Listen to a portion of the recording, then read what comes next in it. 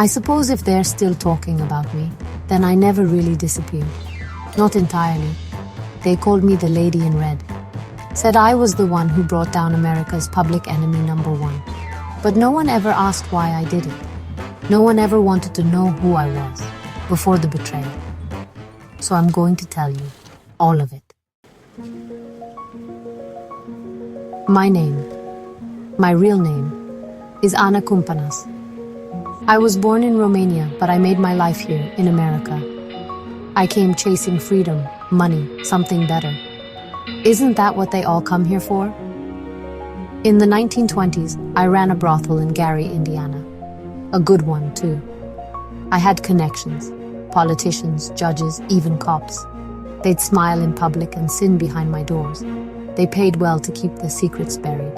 But America doesn't love women like me. I was arrested more times than I can count. Vice charges, immigration violations.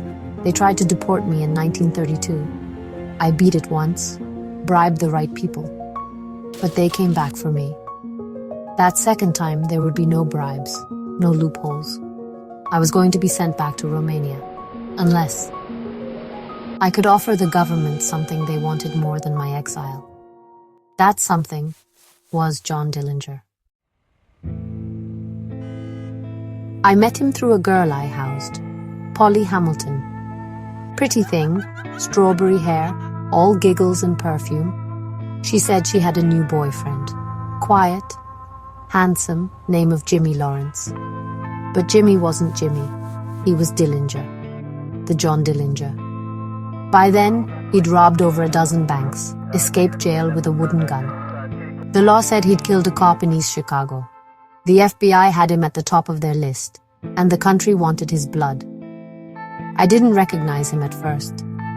He'd had surgery, plastic surgery, changed his nose, shaved off his fingerprints.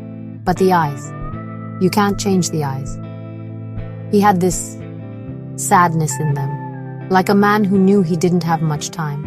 And God help me, he was kind. To Polly, to me. He paid our rent, brought us dinner, talked about Cuba, said he wanted to go there with Polly and live in peace. A criminal dreaming of beaches and freedom.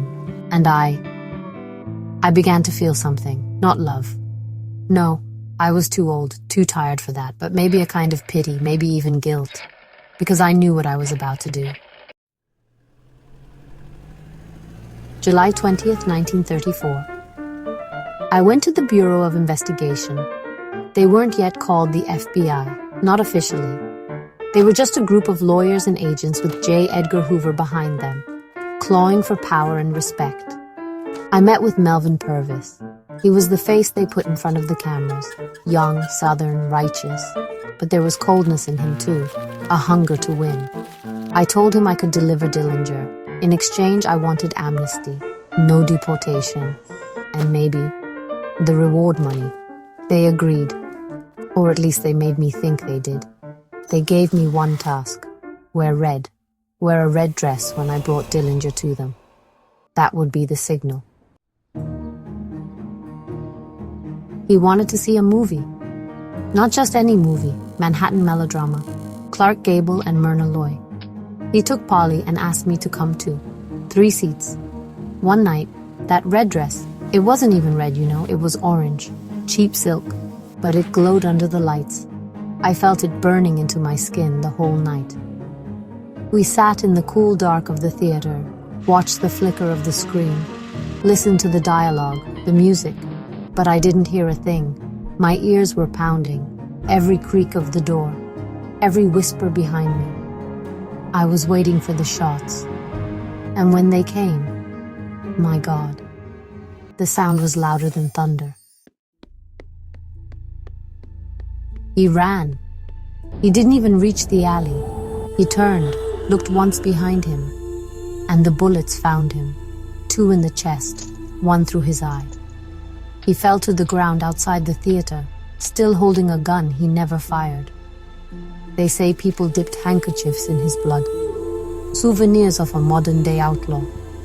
And I stood there, back against the wall, breathing smoke and fear, wondering if the devil himself had written this script. He was dead, and with him something in me died too. The Bureau gave me nothing, no citizenship, no guarantee, and barely a third of the reward. They used me, just like every man had, and then they cast me away. They deported me in 1936, said I was undesirable, a criminal, a traitor. But no one remembers why I did what I did. No one remembers that I was desperate, cornered, that I tried to survive the only way I knew how. I died forgotten, somewhere in Timisoara, Romania. A lonely room, cold and grey. But the world still whispers about the lady in red. They think I was glamorous, dangerous. They don't see the woman behind the silk. The immigrant girl who just wanted to stay in America. The madam who grew too old. The betrayer who never forgave herself. And Dillinger, he lives on in songs and films. A rebel, a thief with charm, America's outlaw prince. But let me ask you, what if I hadn't told him? What if I let him go to Cuba? Would he have died in some alley anyway? Would Polly still have loved him when the money ran dry? Or would he have grown old with those same sad eyes and 1,000 regrets? I never wore red again. Not once, not even in Romania. Because the color didn't bring justice, it brought blood. And every time I see that color now, I remember him, John, and I remember what I did.